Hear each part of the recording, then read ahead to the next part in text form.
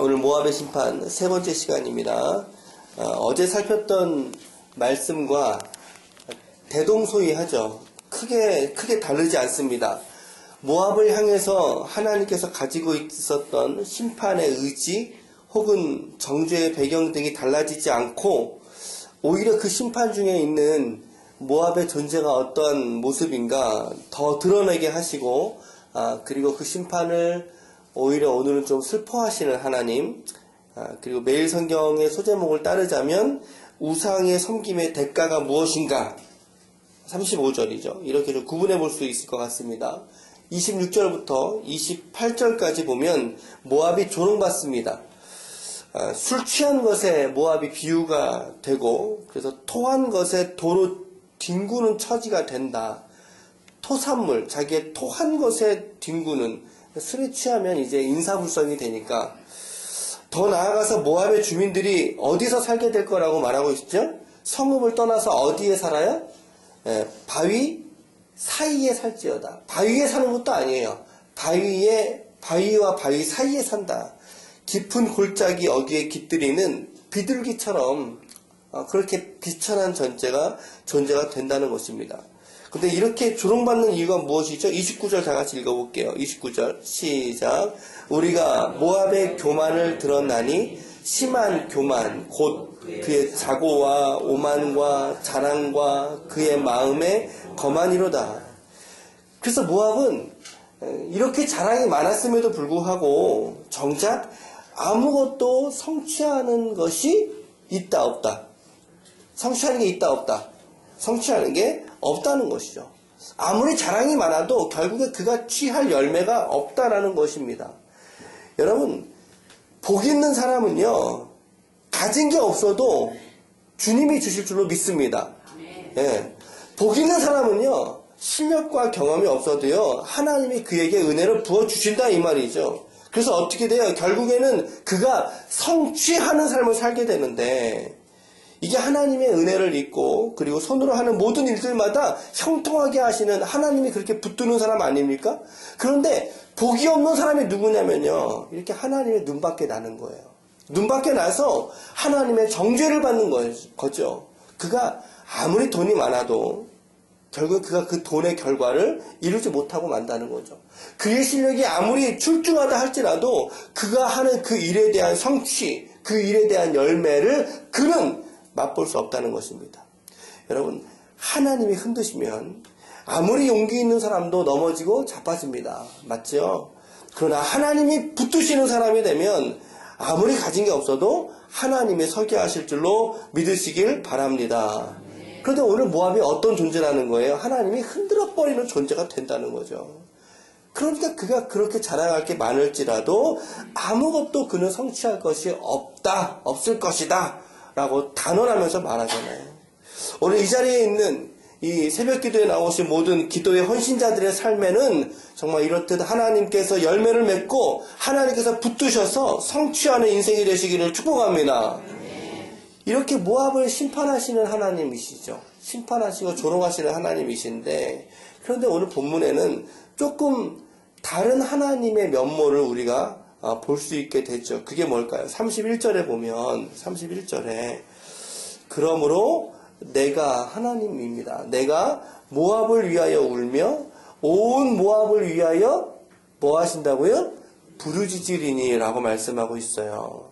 하나님이 이 모압의 심판을 슬퍼하시고 안타까이 여기신다는 거죠. 매일 성경의 해설에 보면 슬퍼하시는 하나님 이렇게 제언을 하고 있어요. 왜 그럴까요? 왜 그럴까요? 모압도 정죄받은 백성이니까 싹 죽여버리면 깔끔하잖아요. 근데 왜 하나님이 이렇게 슬퍼하시냐는 거죠. 그것은 그들도 하나님의 형상으로 지음받은 존재들이기 때문입니다. 하나님의 형상으로 지음받은 인간들이기 때문입니다. 비록 죄가 많아요. 비록 허물이 커서 지금은 심판대 위에 올라가 있는, 그래서 이제 우리가 지난번에 정죄와 징계 말씀 나눴듯이 지금은 이들도 정죄 가운데 있는 백성이죠. 정죄 가운데 있는 이방 백성이지만 그러함에도 불구하고 하나님의 마음은 그들을 향해서 안타까움이 있다라는 거예요. 하나님이 그들의 심판을 하심에 있어서 슬퍼하시는 하나님의 모습을 보여준다는 거죠.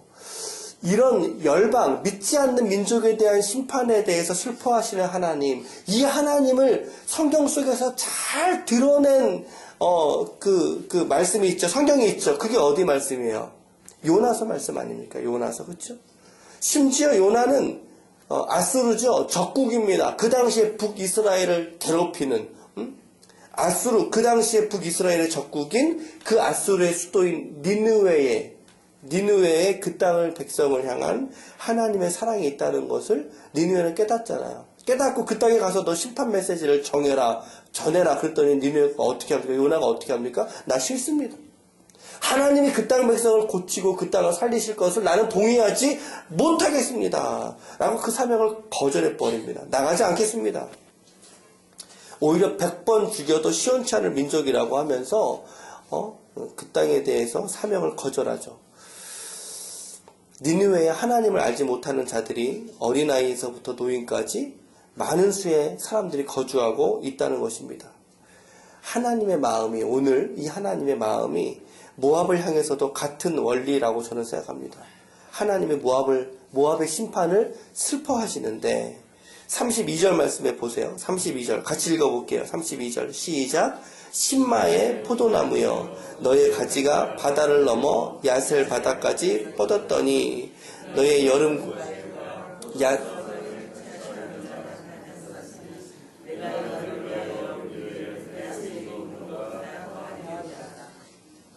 너의 여름 과일과 야셀이 우는 것보다 더할 것이다.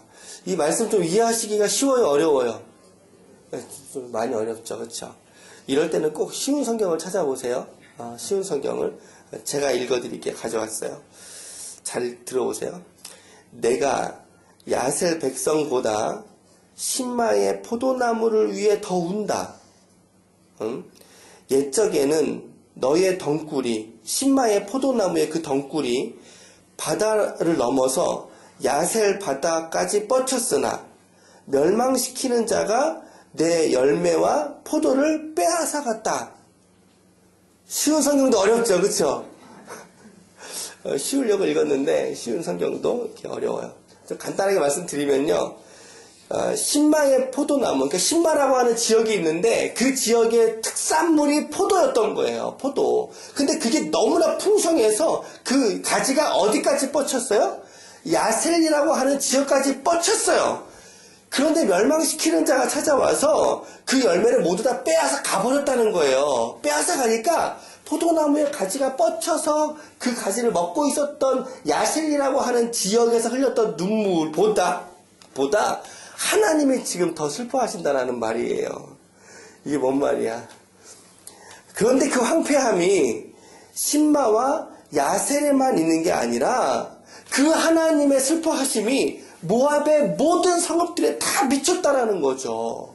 그게 34절에 나오는 여러 성읍들의 이름이 바로 그 모습이라는 것입니다.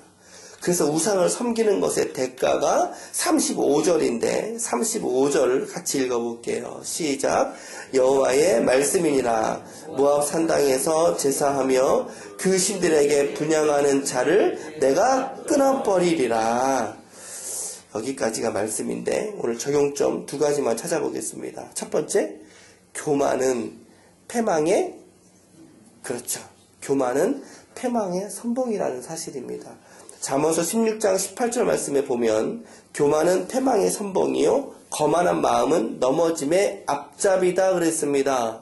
교만과 거만한 마음, 어떤 마음이 교만입니까? 스스로 높은 채 하는 거죠. 지금 모압의 모습은 어때요? 29절 말씀에 보시면 교만하고 그 교만의 마음을 자고와 오만과 자랑과 마음의 거만으로 이제 설명을 하고 있단 말이죠.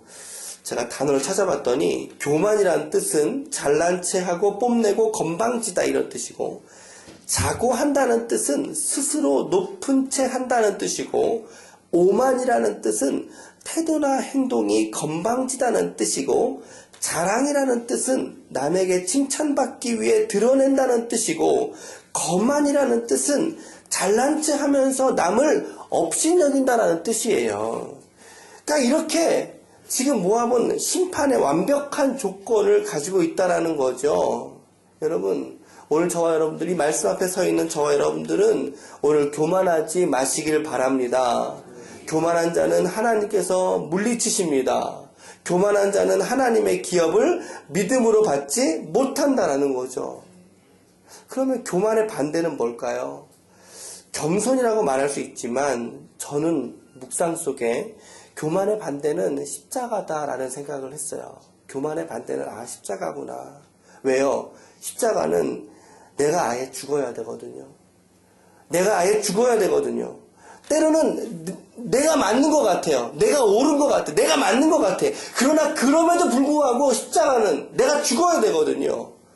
십자가는 잘난 체하고 뽐내고 건방진 사람이 올라갈 수가 없어요. 십자가 위에는. 남에게 칭찬받으려고 십자가에 올라갈 수 있습니까? 내가 죽어야 되는데 그럴 수 없단 말이죠. 십자가는 나의 옳다 여기는 나의 의가 죽는 자리가 십자가인 줄 믿으시길 바랍니다. 근데 참 오묘해요. 십자가에서 성도는 죽어야 살 수 있다는 것입니다. 성도는 십자가에서 죽어야 살 수 있다는 것입니다.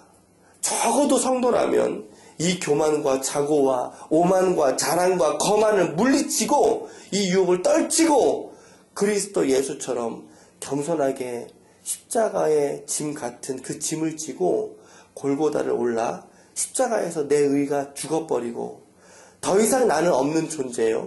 나의 의는 더 이상 살아있다라고 말할 수 없는 그 존재가 될 때 비로소 십자가의 복음이 그의 삶에 생명으로 역사될 수 있더라 이 말입니다. 여러분, 혹시라도 내가 옳다 여기는 의가 있는 채로 우리가 신앙생활을 하고 있는 것은 아닙니까? 속히 그 교만을 버릴 수 있기를 축복합니다. 스스로 높은 채 하지 마시기를 바랍니다. 특별히 타인에 대한 태도와 타인에 대한 생각에서 우리가 스스로 높은 채 하여 건방지면 안 됩니다. 잘난 체 하며 남을 업신여기면 안 됩니다. 왜요? 오늘 모압이 그러다 맞았잖아요. 모압이 맞았어요. 잠언 18장 12절은 이렇게 말합니다. 사람의 마음의 교만은 멸망의 선봉이요 겸손은 존귀의 앞잡이이니라. 여러분, 믿음 안에서 오늘 겸손할 수 있기를 축복합니다. 믿는 교우들과 관계 속에서 겸손으로 기도하고 겸손을 추구할 수 있길 바랍니다. 그럴 때 하나님께서 저와 여러분들을 존귀한 자로 높이실 줄로 믿습니다. 두 번째로, 구원의 가능성이 없어 보이는 사람도 끝까지 붙들고 기도해야 한다는 것입니다. 하나님께서 이렇게 모압을 심판하시잖아요. 이거 즐거이 심판하셨습니까? 너희들 죽어야 마땅할 백성이니까 너희 딱 죽어버려라. 주님이 그러고 마셨냐는 거예요. 아니죠. 하나님이 심판하시면서도 슬피 우셨다라고 성경은 말하고 있어요. 여러분, 하나님의 그 마음이 무엇일지 한번 생각해 보세요. 아니, 왜 모압을 심판하면서 왜 하나님 우시지? 한번 생각해 보세요, 여러분. 공의와 사랑이 동시에 발현되는 순간 아닐까요? 저는 그렇게 묵상을 했어요. 이렇게 슬피 우시는 하나님, 이것은 공의와 사랑이 만나는 순간이구나. 공의의 하나님이시니까 반드시 심판하셔야 했어요. 그럼에도 불구하고 그 땅의 인간들의 심판을 아파하셨다라는 거. 하나님이 모압의 심판을 이토록 슬퍼하셨다라면 오늘 우리도 동일하게 이 복음을 받지 않고 오히려 여러분들을 조롱하고 너 오늘 또 교회 가냐? 핍박하는 이들을 향해서 우리가 가져야 될 믿음의 태도는 무엇일까냐는 거죠. 무엇이 되어야 될까냐는 거죠. 여러분, 하나님이 그 영혼을 향해서도 슬퍼하신다는 믿음이 오늘 저와 여러분들에게 있어야 할 줄로 믿습니다. 여러분들 남편 속색이죠. 그렇죠? 남편 속색이에요. 자녀들이 마음을 아프게 하죠. 속상하게 만듭니다. 뿐만 아니에요. 이웃과의 관계에서도 여러분들을 어렵게 만들고 자주 곤란하게 만드는 사람들이 있잖아요. 회사에서는 더 많죠. 그럴 때 바로 여러분들의 믿음이 드러나고 우리의 믿음이 그 현장 속에 쓰여질 때다 이 말이에요. 어떤 믿음이라고요? 하나님께서 저 영혼도 불쌍히 여기신다. 아멘 할 수 있으시죠? 하나님께서 저 영혼도 불쌍히 여기시는구나.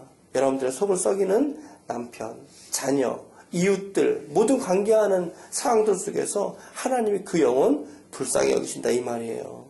하나님이 불쌍히 여기시는 영혼이라는 믿음이 있다면 오늘 우리는 그 믿음을 받았을 때 어떻게 실천해야 될까요? 그 사람 받아주는 거예요. 그 사람 용납해주는 거 아닙니까? 그 사람 이해해주고 받아주고 사랑해주고 불쌍히 여겨야 하는, 왜? 하나님이 그렇게 하셨잖아요. 하나님이. 주님이 그것 때문에 십자가 지지 않으셨습니까? 그랬다면 우리도 같은 십자가 져야 된다 이 말이죠. 주님이 모압 백성을 심판하는 게 하나님에게 십자가였듯이 오늘 우리도 동일하게 마찬가지여야 된다는 거예요. 내 성질을 못 이기고 내 뜻대로 하고 싶어도 하지 못하는 그 마음으로 우리가 어떻게 십자가를 질 수가 있겠습니까, 여러분? 이 눈물을 흘리시는 하나님은 그 눈물이 하나님의 십자가였습니다. 예수님이 흘리는 눈물과 고통과 영혼들을 향한 절망, 그것이 예수님의 십자가였다면 과연 저와 여러분들의 십자가는 오늘 무엇이 되어야만 할까요? 바로 이 마음이죠.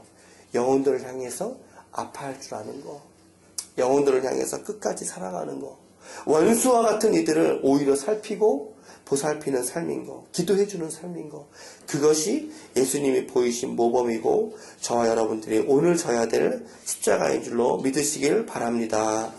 두 가지 말씀드렸어요. 첫 번째, 우리 교만함을 버립시다. 오늘 스스로 자고하고 자랑하고 거만하고 교만한 마음이 우리 안에 있습니까? 주님이 기뻐하지 않습니다, 여러분. 여러분들만 아는 그 교만의 지점들, 오늘 겸손함으로 깨어지고 낮아질 수 있기를 바라고요. 두 번째로, 영혼들을 향해서 끝까지 살아가는 십자가, 우리 부인하지 말고 오늘 하나님의 이 눈물처럼 우리가 함께 지고 나아가자는 것입니다. 오늘 혹시 누가 떠오르는 분이 계십니까? 네, 바로 그 사람입니다. 여러분들의 십자가 짐으로 질 수 있기를 바랍니다. 하여 하나님께 영광과 기쁨이 되시는 거룩한 종들이 다 되시기를 예수님의 이름으로 간절히 축원합니다. 아멘. 기도하시겠습니다.